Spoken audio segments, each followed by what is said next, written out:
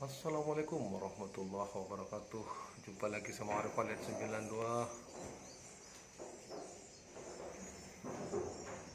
Jumpa lagi sama Arif 92. Rumah burung yang sukses. Jumpa lagi sama rumah burung yang sukses, saudaraku. Jauh sangat ke sana.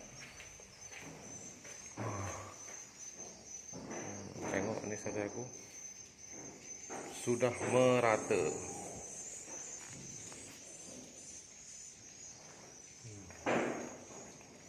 Macam mana keadaan atas? Oke, jom tengok sikit.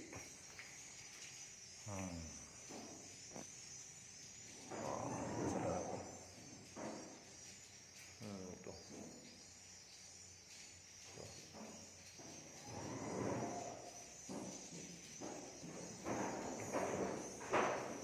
Setiap corner ada semua.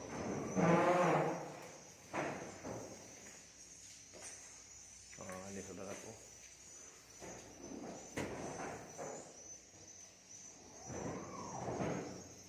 Ini pintu pointnya saudaraku. Itu lubangnya. Ini dekat luar. Ini pointnya saudaraku. Nampak?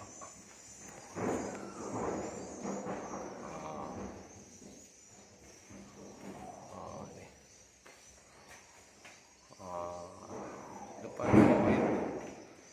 Depan point ini saudaraku.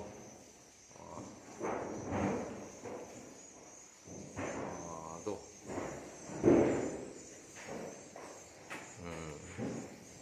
Ada semua saudaraku dekat kona-kona. Tuh. Tuh saudaraku. Tuh.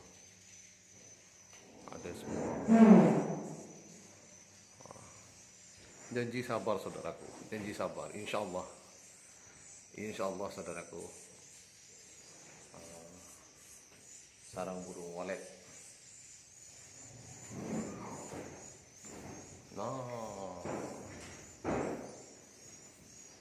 Tengok apa macam? Wah, tengok. Ini sarang burung saudaraku yang sudah sukses. Bukan yang itu hari saudaraku. Ini yang lain. Alhamdulillah. Yang percaya dekat Arif, alhamdulillah sukses semua saudaraku.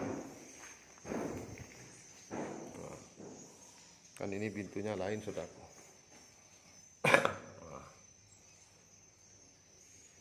Mantap. Oke, assalamualaikum warahmatullahi wabarakatuh.